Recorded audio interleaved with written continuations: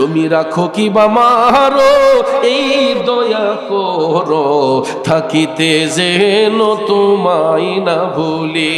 তুমি রাখো কি বা মারো এই দয়া করো, থাকিতে যেন তোমায় না ভুলি।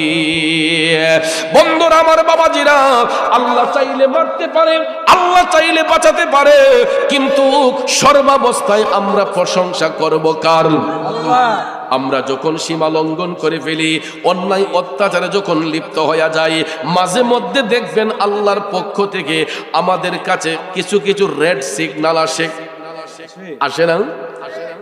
গত পরশুদিন দুনিয়ার মানুষগুলা যখন ঘুমে, ভোর 6টায় ভূমিকম্প হয়েছিল। আমরা বলতে পারি না, অনেকেই ঘুমের ঘরে ছিল, ঠিক কিনা বলেন? তা আপনি চিন্তা করেন তো, আমরা বেহুদ ঘুমে এই মুহূর্তে ভোর 6টায় যারা নামাজি ব্যক্তি, ফজরের নামাজ যারা পড়েছে, তারা কিছুটা টের পেয়েছেন। আর যারা গভীর ঘুমে মগ্ন ছিলেন, ভূমিকম্প এসেছে, ভাইয়ার আমার 4.1 মাত্রায় আসছিল, কিন্তু কেউ টেরই পায় নাই। বিল্ডিং কিন্তু নড়েছে, গায়ে অনেকের ধাক্কা লেগেছে, তারপর টের পাই নাই। যদি ওই ভূমিকম্পটা 8.0 উপরে হতো, 7.0 উপরে হতো, 10.0 উপরে হতো, তাহলে ঘুমের ঘরে তো আমার আপনার মরণ হয়ে যেতে পারত। আল্লাহ যদি চাইতেন ঘুমে ফালাইয়া আমাদেরকে মারতে পারতেন কিনা, কিন্তু তারপরও আল্লাহর বান্দারা বুঝে না। মাঝে মধ্যে আল্লাহ তাআলা আমাদেরকে রেড সিগন্যাল দেন। দেখবেন সমুদ্রের মধ্যে যদি কোনো ভয়ের আশঙ্কা থাকে, সমুদ্র বন্দরে দেখবেন রেড সিগন্যাল দেওয়া থাকে। দর্শনার্থীদেরকে বলা হয়, টুরিস্টদেরকে বলা হয়, আপনারা এটা অতিক্রম করবেন না। রেড সিগন্যাল, ক্রস চিহ্ন দিয়ে দেখবেন লাল পতাকা উড়িয়ে দেয় যে এটার বাহিরে গাইলে যেই কোনো মুহূর্তে বিপদ আসতে পারে। এই রকম ভাবে সমুদ্র পথে, নৌপথে, স্থল পথে, আকাশ পথে মাঝে মধ্যে দেখবেন আবহাওয়াবিদগণ আমাদেরকে রেড সিগন্যাল দেন যাতে আমরা সতর্ক হয়ে যাই। ঠিক তদ্রূপ ভাবে আল্লাহ রাব্বুল আলামিনও তার বান্দাদেরকে মাঝে মধ্যে রেড সিগন্যাল দেন।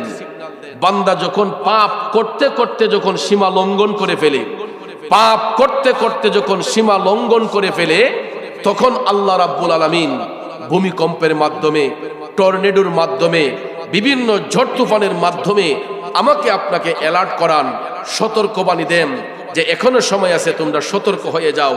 কিন্তু আদৌ কি আমরা আল্লাহর ভয় অন্তরে রাখতে পেরেছি? সমস্ত জাতিকে বস্ত্রবিহীন অবস্থায় আল্লাহ সৃষ্টি করেছেন, ঠিক কিনা বলেন? আমরাও এর থেকে আলাদা নয়। আমরাও যখন মায়ের গর্ভ থেকে ভূমিষ্ঠ হয়েছি, ছেলে হোক মেয়ে হোক, আমাদের গায়ে কোনো কাপড় ছিল? আমরাও কিন্তু মায়ের গর্ভ থেকে যখন ভূমিষ্ঠ হয়েছি বস্ত্রবিহীন অবস্থায়, উলঙ্গ হয়ে মায়ের লজ্জাস্থান দিয়ে আমরা দুনিয়াতে ভূমিষ্ঠ হয়েছি। যদিও বস্ত্রবিহীন অবস্থায় আমরা এসেছি, আসার সাথে সাথে আল্লাহ রাব্বুল আলামিন যেই কোনো মাধ্যমে, যেই কোনো ওসিলায় আমার আপনার লজ্জাস্থানকে হেফাজত করেছেন। বাচ্চাটা যদি নিষ্পাপ হয়, বাচ্চাটা যদি মাসুম হয়, মায়ের গর্ভ থেকে সিজারের মাধ্যমে বলেন, নরমাল ডেলিভারির মাধ্যমে বলেন, ভূমিষ্ঠ হওয়ার সাথে সাথে দেখবেন তাকে শুকনা একটা টাওয়াল দিয়ে পেঁচিয়ে, শুকনা একটা কাঁথা দিয়ে পেঁচিয়ে তার লজ্জাস্থানকে হেফাজত করে মায়ের কোলে বলেন, বাবার কোলে বলেন, চাচার কোলে বলেন, চাচির কোলে বলেন, দাদার কোলে বলেন, দাদির কোলে বলেন, অর্থাৎ যার কোলেই দেয়া হয়, বাচ্চার লজ্জাস্থানটাকে হেফাজত করে আরেকজনের কোলে দেয়া হয়। আওয়াজ করেন ঠিক কিনা? বাবাজিরা আমার, বন্ধুরা আমার, কারণ পৃথিবীর মধ্যে আমার আল্লাহ যত জাতি সৃষ্টি করেছেন, এরই মধ্যে মানুষ জাতিকে আমার আল্লাহ সর্বোত্তম মর্যাদা দিয়েছেন একটা মাত্র কারণ, ইল্লা লিয়াবুদুন, আল্লাহর ইবাদতের জন্য, আল্লাহর দাসত্বের জন্য। এই কারণে আমার ভাইয়েরা, সৃষ্টির শুরু থেকে এই পর্যন্ত যত জাতি আমার আল্লাহ সৃষ্টি করেছেন, সমগ্র জাতির মধ্য হতে মানব জাতিকে আমার আল্লাহ উত্তম মর্যাদা দিয়েছেন। বিদায় এখানে আয়াতে পাকে সূরা বাকারার 21 নম্বর আয়াতে কারিমার দ্বারা আল্লাহ রাব্বুল আলামিন সমগ্র মানব জাতিকে আহ্বান করে বলতেছেন, বিসমিল্লাহির রহমানির রহিম,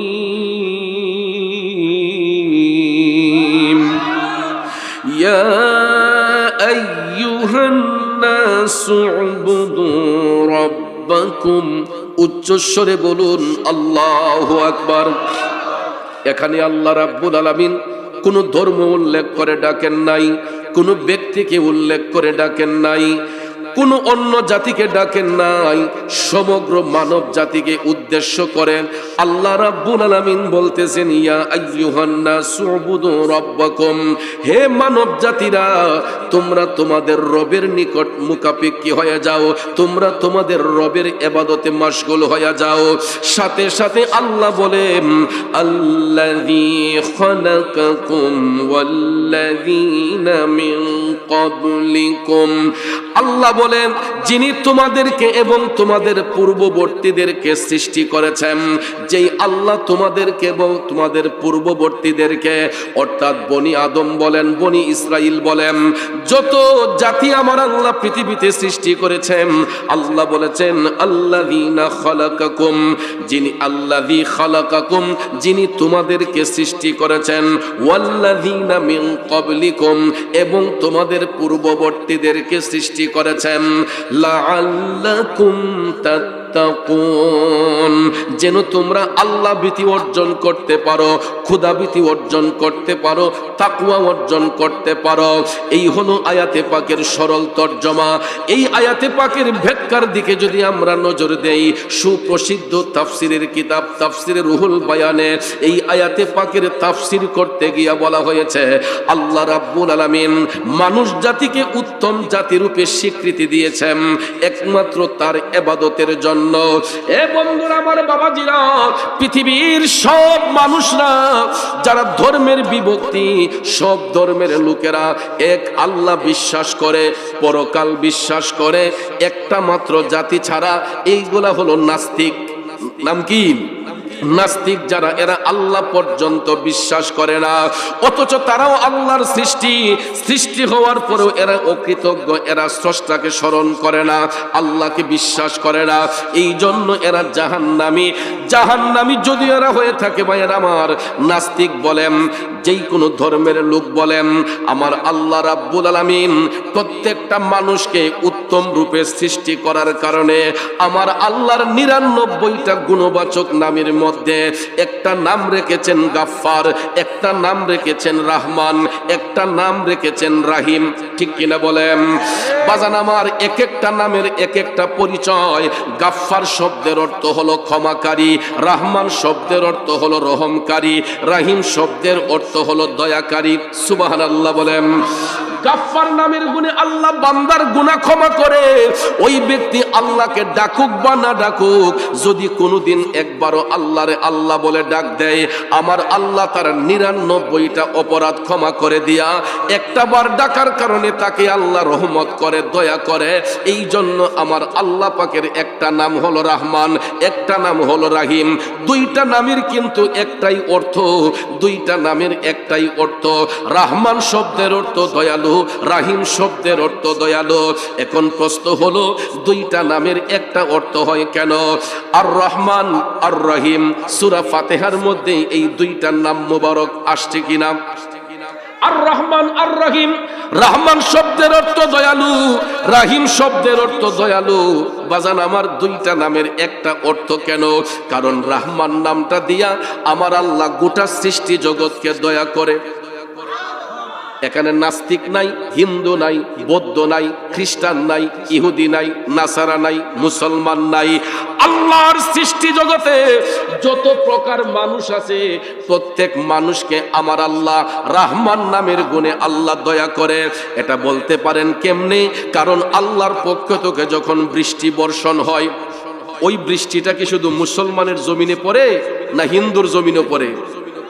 খ্রিস্টানের জমিনে পড়ে না? বৌদ্ধের জমিনে পড়ে না? নাস্তিকের জমিনে পড়ে না? অর্থাৎ আল্লাহর পক্ষ থেকে বৃষ্টি বর্ষণ হলে দেখবেন জাতি ধর্ম নির্বিশেষে সবার জমিনের মধ্যে আমার আল্লাহ রহমতের বৃষ্টি বর্ষণ করে। আমার আল্লাহ যখন বাতাস দিয়ে যখন ধন্য করেছেন, তখন বাতাসটা কিন্তু শুধু মুসলমানের গায়ে লাগে না, হিন্দু বৌদ্ধ খ্রিস্টানের গায়েও লাগে। কথা কোন ঠিক কিনা? যদি ওই বাতাস বন্ধ হয়ে যায় তাইলে মানুষ অক্সিজেন শূন্য হয়ে যাবে। বাতাস যদি না থাকে মানুষ একটা সেকেন্ডও বাঁচতে পারবে না। ঠিক না বেঠিক? আমরা যে শ্বাস নিঃশ্বাস নিচ্ছি এটা একমাত্র বাতাসের সাহায্যে। কথা বলেন ঠিক কিনা? শ্বাস নিঃশ্বাস নিচ্ছি যে এটা বাতাসের সাহায্যে। যদি বাতাস বন্ধ হয়ে যায় তাইলে আমরা তো বাকরুদ্ধ হয়ে মরে যাব, শ্বাসরুদ্ধ হয়ে মরে যাব। এই জন্য যুবক ভাইয়েরা, এটা আমার আল্লাহ পাকের রহমান নামের দয়া, আমার আল্লাহর রহমান নামের গুণ। ওই গুণ দিয়ে আমার আল্লাহ সমগ্র সৃষ্টি জগৎকে দয়া করে। আর আল্লাহ পাকের নাম হলো রাহিম। এই রাহিম নাম দিয়া আমার আল্লাহ বান্দার মধ্য থেকে যারা আল্লাহর বন্ধু হয়, এরা মুত্তাকি হয়, এরা মুমিন হয়, এরা পরহেজগার হয়। বান্দার মধ্য থেকে যারা আল্লাহর বন্ধু হয় এরা মুমিন, মুত্তাকি, পরহেজগার হয়। আর ওই মুমিন ব্যক্তিদেরকে আমার আল্লাহ রাহিম নাম দিয়া দয়া করে। জোরে জোরে কন্যা সুবহানাল্লাহ। অর্থাৎ এটার পরিচয় হলো দুনিয়ার মানুষগুলা যখন দুনিয়া ছেড়ে অন্ধকার কবরে চলে যায়, সাধারণ মানুষ যারা, বেবিচারী যারা, বেঈমান মুনাফিক যারা, এদের কবরটা হবে অন্ধকার। আর মুমিন ব্যক্তি যারা হবে, মুত্তাকি যারা হবে, পরহেজগার যারা হবে, এরা দুনিয়া ছাইরা কবরে যাওয়ার পরে তাদের কবরটা হয়ে যাবে নূর, অর্থাৎ আলোকিত। তাদের কবরটা হয়ে যাবে আলোকিত স্থান। আর জাহান্নামীদের কবরটা হয়ে যাবে অন্ধকারের স্থান। বন্ধুরা আমার, বাবাজিরা, অর্থাৎ যার অন্তরে ইশকে মুস্তাফার প্রেম থাকবে, যার অন্তরে হুব্বে মুস্তাফার প্রেম থাকবে, নবীর ভালোবাসা যার মধ্যে থাকবে, ওই ব্যক্তিটাই আল্লাহর বন্ধু হবে, ওই ব্যক্তিটাই মুমিন হবে, মুত্তাকি হবে। আর ওই মুমিন মুত্তাকি যারা, এরা দুনিয়াতে যেমন সম্মানিত, এরা কবরের মধ্যে সম্মানিত। ঠিক কিনা বলেন? এখন মুমিন ব্যক্তিকে শুধু দাড়ি টুপি জুব্বা দিয়ে হয়, লেবাস দিয়ে মুমিন যাচাই হয় না। লেবাস দিয়ে মুমিন যাচাই হয় না। লেবাস দিয়ে হয়তো আমলের পরিচয় দিতে পারে, কারণ নামাজ পড়ে দেখান না নামাজি আছে না নাই? দেখবেন তাদের লেবাস দেখলে, ঘুমটা দেখলে, তাদের সুরত দেখলে মনে হবে যেন আল্লাহ তাআলা এই মাত্র আসমানের ফেরেশতা পাঠাইছে। এমন লোক আসেনি? কিন্তু তলেদা দেখবেন সুদের ব্যবসা আছে, ঘুষের ব্যবসা আছে, ওজনে কম দেওয়ার অভ্যাস আছে, দুধের মাঝে পানি মিশানোর অভ্যাস আছে। আছে না নাই? এই রকম চিটার বাটপার অনেক লেবাসদারি, মুখোশদারি মুনাফিক বেঈমান সমাজের মধ্যে আছে। কিন্তু একটা মানুষ শার্ট পরে, প্যান্ট পরে, অসুবিধা কি? যদি তার আত্মা শুদ্ধ হয়, যদি তার সিনার মধ্যে ইশকে মুস্তাফার প্রেম থাকে, হুব্বে মুস্তাফার প্রেম থাকে, নেক আমল পরিপূর্ণ থাকে, থেকে আল্লাহর বন্ধু হইয়া যাইবে। এই জন্য বাজান, লেবাসের মধ্যে কোনো আলেমগিরি নাই, লেবাসের মধ্যে কোনো কামিলাতি নাই, লেবাসের মধ্যে কোনো কিছু নাই। যার আত্মা সুন্দর, যার কাল্ব সুন্দর, যার অন্তর চক্ষু সুন্দর, ওই ব্যক্তিটাই আমার আল্লাহর বন্ধু হয়। কথা বলেন ঠিক কিনা? আর বান্দা থেকে যারা আল্লাহর বন্ধু হইয়া যায়, বান্দা থেকে যারা আল্লাহর বন্ধু হইয়া যায়, এদের ঈমানি জিন্দেগি অতিবাহিত করার কারণে এরা দুনিয়াতে যেমন সম্মানিত, এরা কবরের মধ্যে সম্মানিত। কারণ মুমিন ব্যক্তিরা দুনিয়া থেকে যাবার সময় একটা সিমটম রেখে যায় দুনিয়ার মানুষগুলা দেখার জন্য। আমার রাসূল বলেছেন, কোন মুমিন ব্যক্তি মারা যাবার পরে তার চেহারাটার থাকবে আলোকময়, তার চেহারাটার মধ্যে থাকবে উজ্জ্বলতা, তার চেহারার মধ্যে থাকবে ফর্সা ফর্সা ভাব। ঠিক কি না? দেখবেন মানুষ মারা গেলে, ভালো মানুষ যারা, যারা ভালো মানুষ এরা ইন্তেকালের পরে তাদের চেহারার মধ্যে নূর চমকে। কথা বলেন ঠিক না? আর দেখবেন কিছু কিছু মানুষ বেবিচারি করলে, অন্যায় অত্যাচার করলে ইন্তেকালের পরে তাদের চেহারাটা কুৎসিত হয়ে যায়। ঠিক কিনা বলেন? বিশ্রী হয়ে যায়। এই জন্য কাইতলার বাবাজিরা, মুমিন ব্যক্তিরা আল্লাহর বন্ধু হয়, মুনাফিক বেঈমানরা এরা আল্লাহর শত্রু হয়। এরা শুধু আল্লাহর শত্রু নয়, এরা সমাজের শত্রু, ফেরেশতাদের শত্রু, নবীদের শত্রু। কথা বলেন ঠিক কিনা? এই জন্য আল্লাহ রাব্বুল আলামিন সমগ্র মানব জাতিকে আহ্বান করে বলতেছেন, ইয়া আইয়ুহান নাসু উবুদু রাব্বাকুম, হে মানব জাতিরা তোমরা রবের ইবাদতে মশগুল হয়ে যাও। আল্লাযী খালাকাকুম, যিনি তোমাদেরকে সৃষ্টি করেছেন, ওয়াল্লাযীনা মিন ক্বাবলিকুম, এবং তোমাদের পূর্ববর্তীদেরকে সৃষ্টি করেছেন, লাআল্লাকুম তাত্তাকুন, যেন তোমরা খোদাভীরু অর্জন করতে পারো, আল্লাহ ভীতি অর্জন করতে পারো। এখন বন্ধুরা আমার, যদি আমরা আল্লাহর ভয় অন্তরে রাখি, তাইলে বলেন যদি আল্লাহকে ভয় করতেই আমরা করতামই, আল্লাহর ভয় যদি অন্তরে রাখতামই, তাইলে রাস্তার মধ্যে হাইটা যুবকরা সময় নষ্ট করত না, দোকানে বৈশা যুবকরা সময় নষ্ট করত না, হাইটা হাইটা বাজে আড্ডার মধ্যে থাকতো না, যদি আল্লাহর ভয় অন্তরে থাকতো। ঠিক না বেঠিক?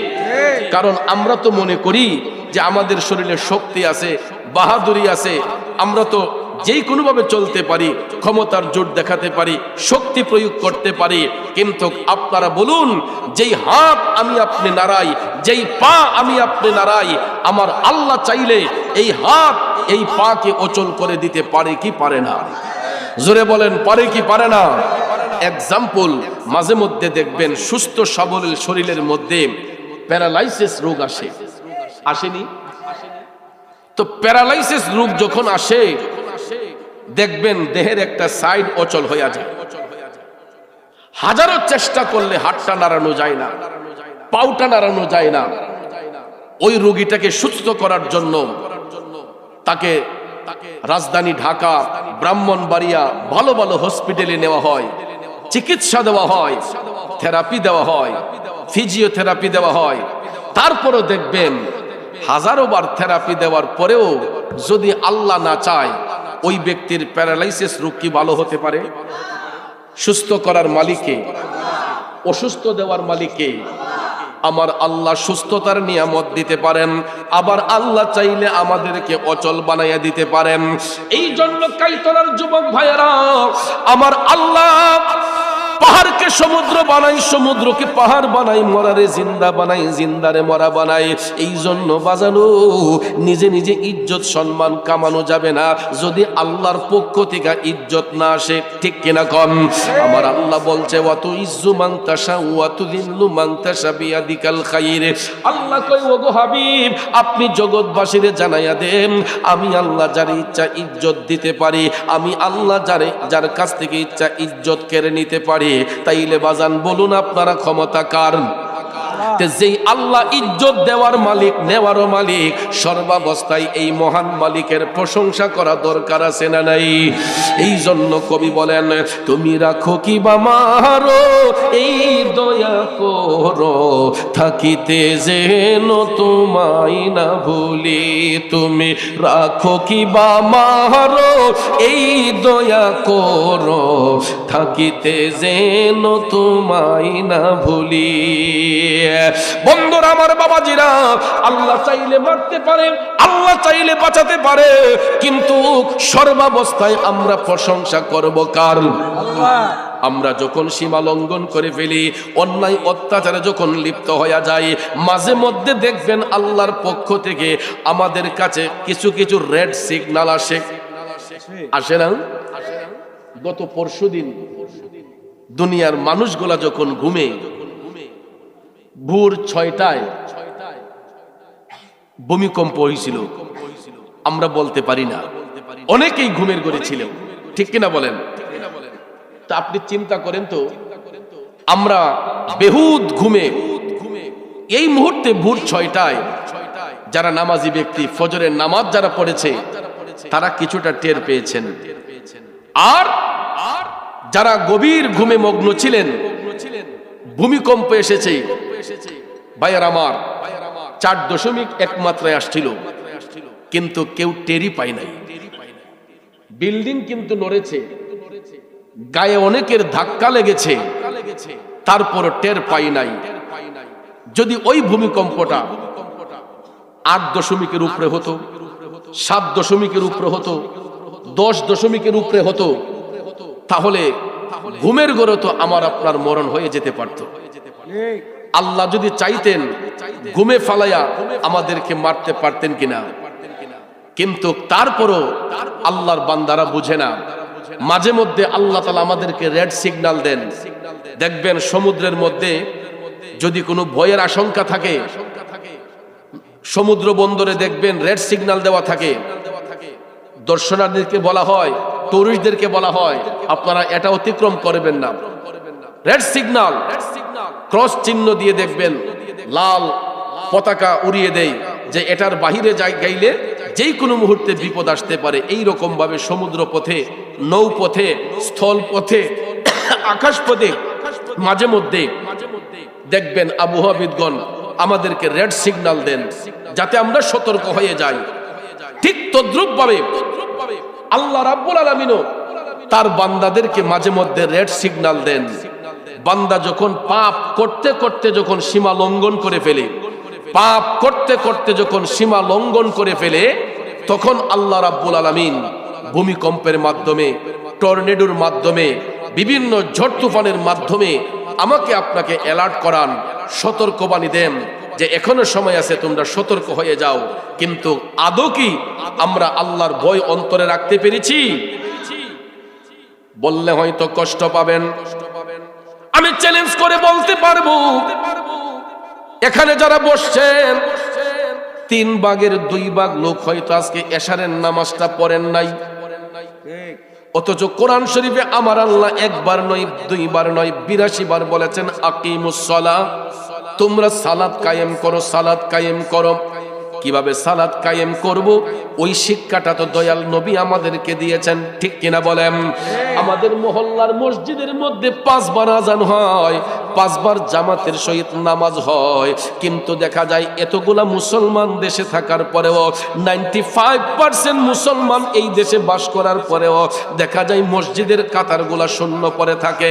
পাড়ায় পাড়ায় ওয়াজ মাহফিল হচ্ছে, পাড়ায় পাড়ায় আলোচনা হচ্ছে, কিন্তু মসজিদের মধ্যে মুসল্লি বাড়ে না কেন? এ বন্ধুরা আমার, বাবাজিরা, কারণ পাপ করতে করতে আমাদের পরিষ্কার কলবটাকে, জিন্দা কলবটাকে আমরা অন্ধকার বানিয়ে ফেলেছি। কারণ কাল যখন অন্ধকার হয়ে যায়, মানুষের দিল তখন পাষাণ হয়ে যায়, তখন মানুষ পাপ কাজ করতে দ্বিধাবোধ করে না, আল্লাহর ইবাদত করতে চায় না। মানুষের দিল যখন পাষাণ হয়ে যায়, ওই মানুষ আরেকটা মানুষকে খুন করতে দ্বিধা করে না, ছিনতাই করতে দ্বিধা করে না, ডাকাতি করতে দ্বিধা করে না। কিন্তু ভাইয়েরা আমার, বন্ধুরা আমার, আমার আল্লাহ চাইলে বাঁচাতে পারে, চাইলে মারতে পারে গো। আমি যেই কথাটা বলেছিলাম, আল্লাহ পাক আদেশ করেছেন আকিমুস সালাহ ওয়া আতুজ যাকাত, তোমরা সালাত কায়েম করো, যাকাত প্রদান করো।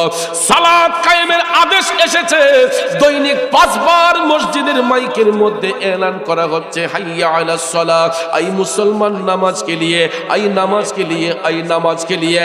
মুয়াজ্জিন সাহেব 5 বার মসজিদের মাইকে আওয়াজ করে বলতেছেন, আসো নামাজের দিকে আসো, নামাজের দিকে আসো। আমি লক্ষ্য করে দেখেছি, মুসলমান হওয়া সত্ত্বেও একদিকে মসজিদে জামাতের সহিত নামাজ আদায় হচ্ছে, অপর দিকে মুসল্লি চায়ের দোকানে বইসা আড্ডা মারছে। মসজিদের মধ্যে জামাতের সহিত নামাজ পড়া হচ্ছে, মুসলমান ভাই ব্যবসা প্রতিষ্ঠান খুলে বইসা ব্যবসা করতেছে। আসেনি? জিজ্ঞেস করলে ভাই আসেন না, নামাজটা পড়ি। কো ভাই ফুরমু, শরীর কাপড়টা পাক না। কি বলে? কাপড়টা পাক না। এই অজুহাত দিয়ে দেখবেন অনেক মুসল্লি মসজিদ বিমুখ হয়ে যায়। কেন? আপনার কাপড় পাক থাকবে না কেন?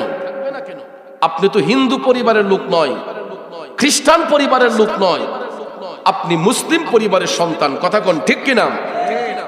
আপনি গেঞ্জি পরেন, অসুবিধা নাই, আপনি শার্ট পরেন, অসুবিধা নাই, আপনি প্যান্ট পরেন, অসুবিধা নাই। যদি ওই প্যান্টটা দিয়ে আপনি বৈশা ইস্তেঞ্জা করতে পারেন, কত সুন্দর ঢিলা কুলুপের ব্যবস্থা আছে না নাই? পকেটের মধ্যে কয়েকটা টিস্যু পেপার রাখেন, যেই কোনো জায়গায় আপনার হাজতের প্রয়োজন হয়েছে আপনি ইস্তেনজা করার পরে ঢিলা কুলুপ ব্যবহার করেন। কেননা হাদিস শরীফে রাসূল বলেছেন, আত-তুহুরু শাতরুল ঈমান, পবিত্রতা হইছে ঈমানের অঙ্গ। আত-তুহুরু শাতরুল ঈমান, পবিত্রতা হইছে ঈমানের অঙ্গ। কারণ এই জন্য পবিত্র থাকতে হয়, কারণ মালাকুল মউত আজরাইল যেই কোনো মুহূর্তে আইসা আমার আপনার জানটা কেড়ে নিতে পারে কি পারে না? আজরাইল আসিয়া প্রাণ করিব হরণ, হাই গো আজরাইল আসিয়া প্রাণ করিব হরণ। ওরে নিজ গুণে সাহেব আল্লাহ করবা নিবারণ, আমার উপায় কি তখন আমার আল্লাহ নিরঞ্জন, না জানি কি হালে আমার হইব মরণ। বন্ধুরে, মৃত্যুর কোনো সিরিয়াল নাই। বাবার আগে সন্তান যাবে, সন্তানের আগে বাবা চলে যাবে। আর মৃত্যুটা কখন কোন সময় কোন জায়গায় হবে এর নির্দিষ্ট কোনো গ্যারান্টি পৃথিবীর কোনো মুফতি সাহেব, পৃথিবীর কোনো মুহাদ্দিস সাহেব দিতে পারবে? কারণ মরণের ডাক যখন যেখানে আসবে সেখানেই আমাদেরকে মৃত্যুর ডাকে সাড়া দিতে হবে। এই জন্য ভাইয়েরা আমার রাসূল বলেছেন, আত-তুহুরু শাতরুল ঈমান, পবিত্রতা হইছে ঈমানের অঙ্গ। এই জন্য সব সময় ওযু সহকারে চলতে হবে।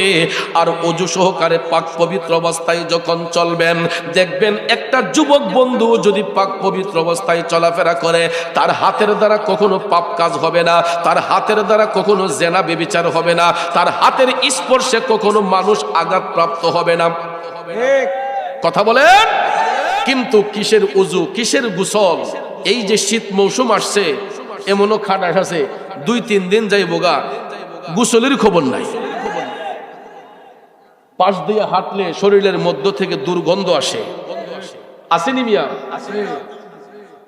পারফিউম ব্যবহার করা দরকার নাই। যদি একটা মুমিন মুসলমান 5 বার ওযু করে, একটা মুসলমান যদি 5 বার যদি দৈনিক ওযু করে, এমনিতেই তার চেহারাটা উজ্জ্বল থাকবে। আপনি একটা বেনামাজির চেহারার দিকে তাকায়েন আর একজন নামাজি ব্যক্তির চেহারার দিকে তাকায়েন, দেখবেন ডে নাইট ডিফারেন্ট। কথা কোন? একজন নামাজি ব্যক্তির দিকে তাকাবেন আর একটা বেনামাজির চেহারার দিকে তাকাইয়া দেখবেন আকাশ পাতাল ব্যবধান। তাইলে বাজার নামাজ পড়লে আমার আপনার লাভ হবে না লস হবে? জোরে কোন লাভ হবে না লস হবে? এ বন্ধুরা আমার, বাবাজিরা, আমাদের বাংলাদেশের মধ্যে, এই ভারত উপমহাদেশের মধ্যে যিনারা আমাদেরকে নামাজের তাকিদ করেছেন, তারা সবাই আল্লাহর ওলি ছিলেন, আল্লাহর বন্ধু ছিলেন। এটা মনে রাখবেন, এই ভারত উপমহাদেশের মধ্যে কোনো নবীর মাধ্যমে ইসলাম আসে নাই, কোনো সাহাবীর মাধ্যমে ইসলাম আসে নাই। ভারত উপমহাদেশের মধ্যে ইসলামের অভয় বাণী আসছে আল্লাহর ওলিদের মাধ্যমে। আল্লাহর ওলিগণ এই জমিনে যদি বিচরণ না করতেন, হিন্দু রাজাদের অত্যাচারে আমরা হিন্দু সমাজে নিমজ্জিত থাকতাম। কথা বলেন। যার বাস্তব উদাহরণ, আমরা যেই স্টেজে বসেছি তার পিছনে একটা জমিদার বাড়ি ছিল। এটা হিন্দু জমিদাররা এই বাড়িতে বসবাস করত, ঠিক কিনা বলেন? নবীনগর উপজেলার মধ্যে একটা প্রসিদ্ধ গ্রাম কাইতলা। এটা যখন দেশ স্বাধীনের আগে ত্রিপুরা রাজ্যের অধীনে ছিল। এই ইতিহাস কি আপনারা জানেন? মুরব্বীরা জানবে, পোলাপানে জানবে না, কারণ এরা তো ইতিহাস পড়ে না, শুধু মোবাইল টিপাটিপি করে। ইতিহাস পড়ে দেখবেন, দেশ স্বাধীনের আগে এটা ত্রিপুরা রাজ্যের অধীনে ছিল। তখন হিন্দুরা শোষণ করত এই দেশ। মুসলমানদের কোনো বাক স্বাধীনতা ছিল না। হিন্দু জমিদারদের বাড়ির সামন দিয়ে কোনো মুসলমান জুতা পা দিয়ে যেতে পারে নাই, ছাতা মাথায় দিয়ে যেতে পারে নাই। পায়ের জুতাগুলা বগলে নিয়ে, ছাতাটাকে বগলে নিয়ে মুসলমানরা হিন্দু জমিদারদের বাড়ির সামন দিয়ে মাথা নিচু করে যেতে হতো। বন্ধুরা আমার, এই হিন্দু জমিদাররা এরা এমন ভাবে মুসলমানদেরকে টর্চারিং করত, এদের রাজমহলের মধ্যে একটা নাচঘর থাকতো, যেখানে মুসলিম মা বোনদেরকে এরা নিয়ে নাচাইতো। নাউজুবিল্লাহ বলবেন না? মুসলিম মা বোনদেরকে নিয়ে এরা নাচঘরের মধ্যে যুবতী নারীদেরকে নিয়ে নাচাইতো। কত অত্যাচার নিপীড়ন করত মুসলমানদেরকে। কিন্তু ভাইয়ের আমার, যখন অলিদের বিচরণ হয়েছে, আল্লাহর অলিগণ যখন এই দেশে এসেছেন, ভারতবর্ষে যখন আল্লাহর অলিগণ এসেছেন, আস্তে আস্তে ওই হিন্দু রাজাদের অত্যাচার থেকে মুসলমানদের ঈমান আমল হেফাজত হয়েছে। এখন পর্যন্ত আল্লাহর অলিদের পদচারণার আমরা হিন্দুদেরকে কখনো আমরা মারপিট করি না। ওরা আমাদেরকে এক সময় নির্যাতন করেছিল, যখন মুসলমানরা সংখ্যাগরিষ্ঠে কম ছিল। তারা মুসলমানদেরকে মুনি যেই রকম ক্ষেতের মধ্যে খাটায়, হিন্দু জমিদাররা মুসলমানদেরকে তাদের কাজকর্ম করাইতো। কিন্তু আল্লাহর অলিগণ এই দেশে আসার কারণে আস্তে আস্তে তাদের কারামতি শক্তির কাছে ওই হিন্দু জমিদাররা হার মানতে বাধ্য হয়েছে। বাবাজি, বর্তমানে বাংলাদেশে 95% মুসলমান। কথা বলেন, 100-এর মধ্যে 95% মুসলমান এই বাংলাদেশে। এরই মধ্যে 5% হচ্ছে হিন্দু, বৌদ্ধ, খ্রিস্টান, সমগ্র জাতি মিলিয়ে। ঠিক না ঠিক? চিন্তা করে দেখেন, আমাদের কাইতলা বাজারে হিন্দু ব্যবসায়ী আছে না? আমরা কি আজ পর্যন্ত কোনো হিন্দু ব্যবসায়ী ভাইয়ের দোকানে আঘাত করেছি? তাদেরকে মারপিট করেছি? ওনারা কি আমাদেরকে মারপিট করে? আমাদের বাড়ি ঘরে আগুন দেয় না। এটাই হলো স্বাধীন সোনার বাংলাদেশ, যেই দেশে আমরা সম্প্রীতির মাধ্যমে হিন্দুরা মন্দিরে পূজা করে, মুসলমানরা আল্লাহর ঘর মসজিদে সেজদা করে আল্লাহকে। ঠিক না ঠিক? এবং আমরা আল্লাহর ওলিদের মাজার শরীফে জিয়ারত করি। কিন্তু ভাইয়ের আমার, আমরা নবীর আদর্শ ধারণ করি। রাসূল বিদায় হজের ভাষণে বলেছেন যে তোমরা কারো ধর্মের প্রতি আঘাত করো না, যার যার ধর্ম তারকে পালন করতে দাও। যেই কারণে 95% মুসলমানের দেশে হিন্দুরা তাদের স্বাধীনতা নিয়ে চলতেছে, বৌদ্ধরা তাদের স্বাধীনতা নিয়ে চলতেছে। তাই বলে এটা নয়, আমাদের কিছু কিছু মুসলমান ভাই বলে রোজা এবং পূজা হওয়া নই। আরো আসতে কন্যা, নাউজুবিল্লাহ। মাঝে মধ্যে দেখছি এরা অ্যাডভাইস করে বেহেশতের টিকিটও বিচালিতেছে। আসেনি মিয়া, অ্যাডভাইস করতেছে কে কে জান্নাতের টিকিট পাইছেন, কে কে পান নাই। আত্মুল্লাহ বলে দেখাইতো। আচ্ছা বলেন, জান্নাতের মালিক কে? ভাগের দায়িত্ব তো আল্লাহ দুনিয়ার কোন মোল্লা মুন্সিরে দেয় নাই। জান্নাতের মালিক আল্লাহ, ভাগের দায়িত্ব আল্লাহ দিয়েছেন রাহমাতাল লিল আলামিন মায়ার নবীজিকে। ঠিক কিনা বলেন? কোরআনের দলিল দ্বারা স্পষ্ট প্রমাণ। আয়াতুল কুরসির মধ্যবর্তী অংশে আল্লাহ বলেছেন, মান যাল্লাযী ইয়াশফাউ ইনদাহু ইল্লা বিইذনি।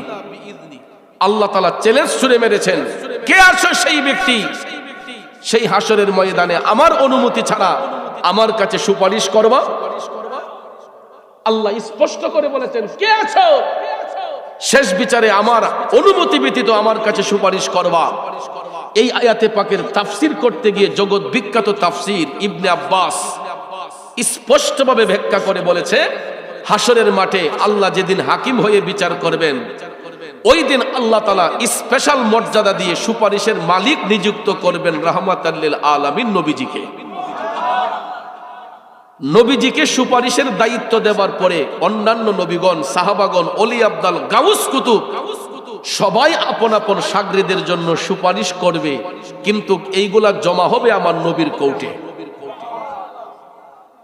এই জন্য আমার ভাইয়েরা, কে জান্নাতি হবে কে জাহান্নামী হবে এই ফয়সালা হবে হাসরের মাঠে। দয়াল নবী যার পক্ষে সার্টিফিকেট দিবেন, দয়াল নবী যার জন্য সুপারিশ করবেন, নবী যাকে সার্টিফিকেট দিবেন তারাই হবে জান্নাতি। আর দয়াল নবী যার জন্য সুপারিশ করবে না, এরাই হবে জাহান্নামী। ঠিক কিনা বলেন? কিন্তু বর্তমানে দেখা যায় কিছু কিছু মোল্লা মৌলবী আছে যারা বেহেশতের টিকিট বিক্রি কইরা ফেলতেছে। তার মানে বোঝা যায় এরা নবীর চাইতে বড় হয়ে গেছে। নাউজুবিল্লাহ বলেন। এটাই হলো দাজ্জালের আলামত, এটাই হলো কাযযাবদের আলামত। ভাইয়ার আমার, বন্ধুরা আমার, চেহারা দেখে পাগল হয়ে যাবেন না, রূপ দেখে পাগল হয়ে যাবেন না। দেখবেন কার সিনার মধ্যে হুব্বে মোস্তফার প্রেম আছে, ইশকে মোস্তফার প্রেম আছে, মুমিন ব্যক্তিদের তাজিম কার অন্তরের মধ্যে আছে, এটা আপনারা যাচাই বাছাই করবেন। তারপরে না হয় বেহেশতের টিকিটটা কেনার সিদ্ধান্ত নিয়েন। সিদ্ধান্তটা নেওয়ার আগে বুঝে শুনে নিয়ে। এ বন্ধুরা আমার, বাবাজিরা আমার, এই বাংলাদেশের মধ্যে 250-র উপরে মাজার শরীফ ভাঙা হয়েছে। এর মধ্যে উল্লেখযোগ্য 95টা আল্লাহর ওলির হক দরবার, 95টা হক সিলসিলার দরবার শরীফ ইট খোলা হয়েছে, মাজার ভাঙা হয়েছে, গম্বুজ ভাঙা হয়েছে। আপনারা বলেন তো ওলিরা কি দোষ করছে? তারা তো আল্লাহর বন্ধু, আল্লাহর প্রতিনিধি, ঠিক কিনা বলেন? মাজারের ইট ভাঙলেই কি আল্লাহর ওলির ইজ্জত নষ্ট করা যাবে? ওলিদেরকে ইজ্জত দিবেন কে? আমার আল্লাহ বলছে, আলা ইন্না আউলিয়া আল্লাহে লা খাউফুন আলাইহিম ওয়ালা হুম ইয়াহজানুন।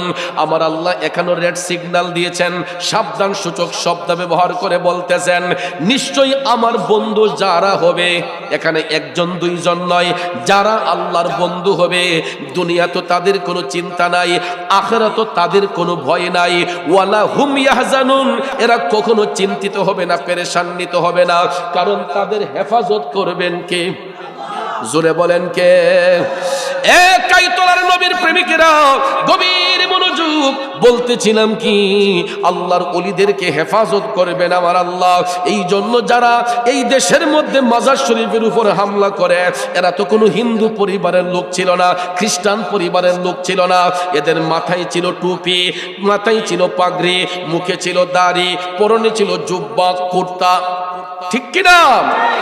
একজন আলেম হইয়া মাথার মধ্যে টুপি দিয়া, মুখের মধ্যে নবীর সুন্নত দাড়ি রাইখা যারা আল্লাহর ওলিদের মাজার ভাঙতে যায়, আপনারা বলুন এরা কি ঈমানদার না বেঈমান? মুমিন না মুনাফিক? আর মুনাফিকের চরিত্র সম্পর্কে রাসূল বলেছেন, মুনাফিকরা কাফেরের চেয়েও নিকৃষ্ট। কাফের তো জেনে বুঝেই কাফের, মুশরিক জেনে বুঝেই মুশরিক, মুনাফিক চেনা বড় কঠিন। এদের লেবাস, এদের আসকন, জুব্বা, কুর্তা দেখলে মনে হবে আল্লাহ মনে হয় আসমানের ফেরেশতার হালি পাঠাইছে। এদের কথা শুনলে মনে হবে নবীদের কথার চাইতে আরো সুন্দর কথা। কিন্তু ভাইয়ের আমার, মুনাফিকদের চরিত্র এরকমটাই হবে আখেরি জামানায়।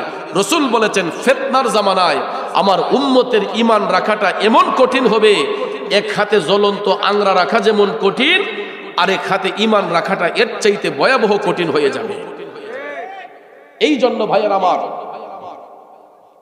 আমলের পাশাপাশি ঈমানের খুঁটিকে মজবুত করতে হবে।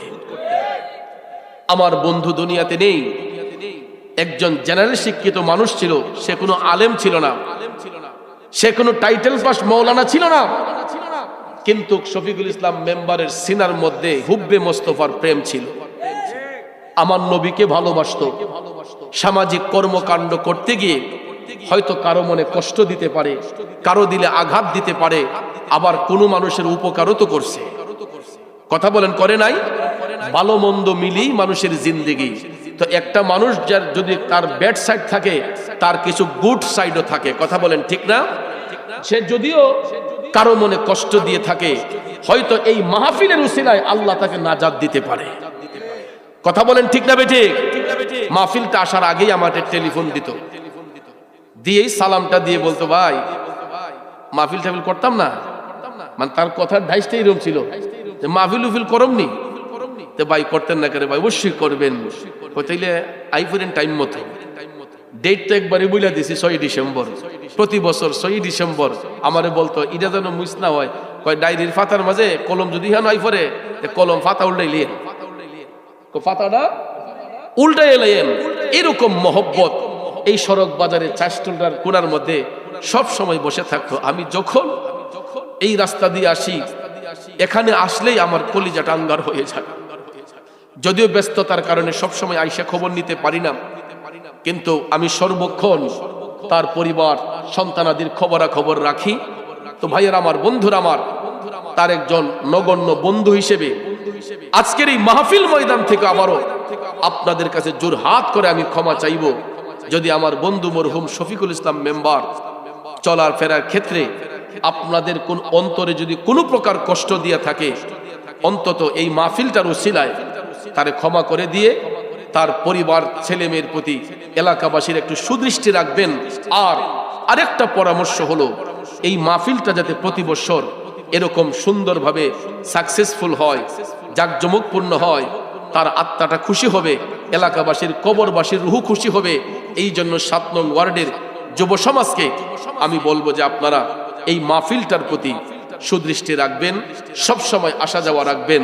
তো আমার স্নেহের হযরত মাওলানা খলিলুর রহমান সিদ্দিকী সুন্নী আল কাদরি তিনি আজকে আপনাদের সামনে লং টাইম আলোচনা করবেন। আমি আসলে আরেকটু আগে আসার কথা ছিল, রাস্তায় প্রচুর জ্যাম, আজকে রবিবার তো অফিস আদালত খোলা, এই জন্য রাস্তাঘাটে প্রচুর জ্যাম থাকার কারণে হবিগঞ্জ থেকে আসতে আমার একটু সময় লস হয়ে গেছে, না হলে আমি আর একটু আগেই সময়টা আপনাদেরকে দিতাম। তো এই জন্য আজকে বেশি লম্বা টাইম আপনাদেরকে দিতে পারি নাই বলে আন্তরিকভাবে দুঃখিত। আমার আরেকটা প্রোগ্রাম আছে।